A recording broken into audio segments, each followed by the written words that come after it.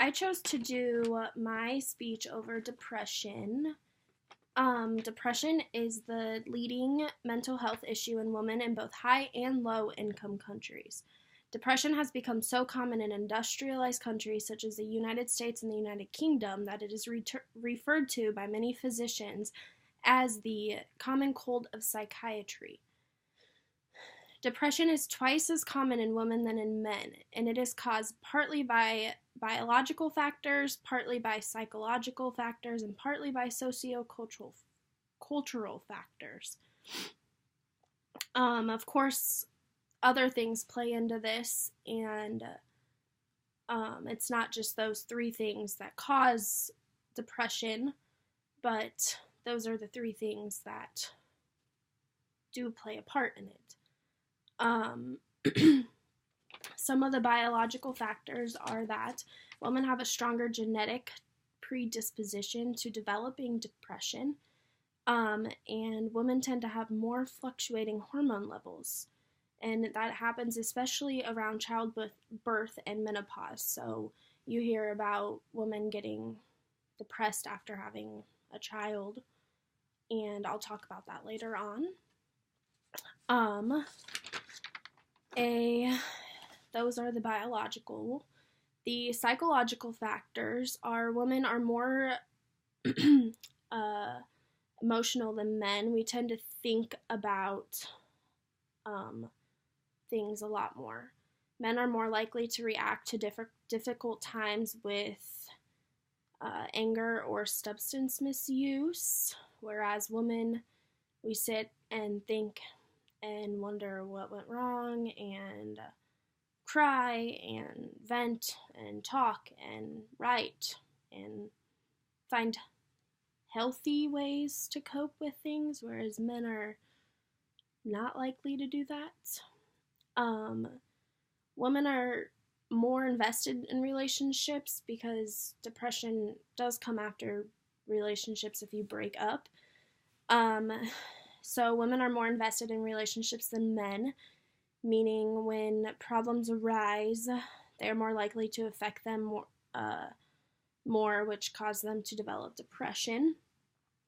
The sociocultural factors are women are expected to work but also bear the brunt of maintaining a home, raising children, caring for older relatives, and putting up with sexism. So they are pretty much required to work and do everything double. Like, men have to work, come home, and that's all. They have to work. Ever since way far back, that men have had to make the money and make sure that women and families can afford food and all that. But women have to make sure that their children are being raised and bathed, and that they're getting to activities, and that their parents are being cared for, and that they're still doing their work, and that they are being cared for.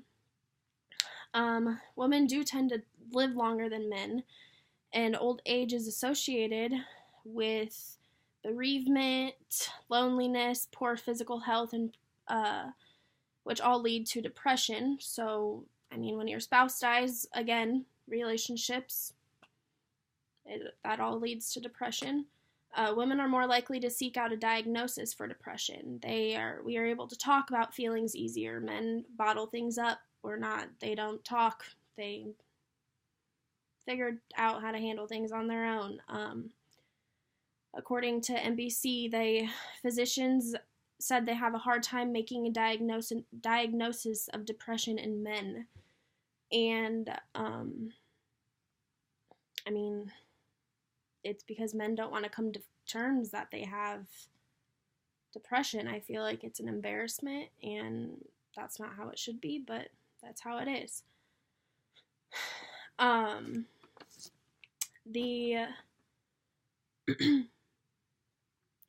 With those statistics and info,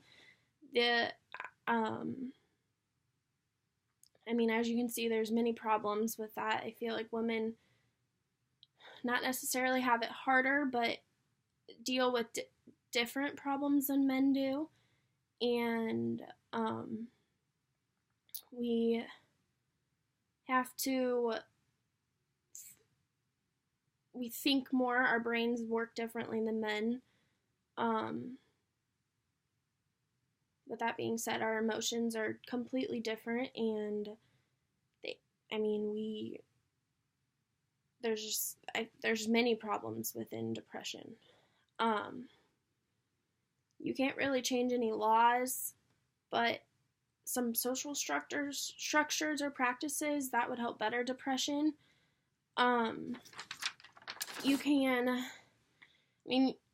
ever completely protect yourself from depression. You can change how you choose to handle the stress that can cause depression.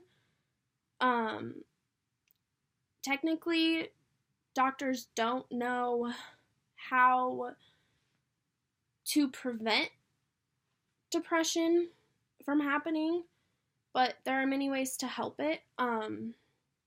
There's many different types of ways of therapy. A specific one is mindfulness-based cognitive therapy, which changes the way you think, and it helps with staying positive, and it helps with focusing on what's going on in the future, rather than staying in that negative state of mind and not pushing through that depression. Another thing is pretty much just getting involved and making yourself get out of bed that day, and making yourself talk about it, and making yourself smile. Smiling is a number one thing. There's lots of things that you can change so depression doesn't affect your day-to-day life. And yeah, it's sad that it affects so many people, but it's something that we deal with more now than we ever have, and that is that. So that is my speech.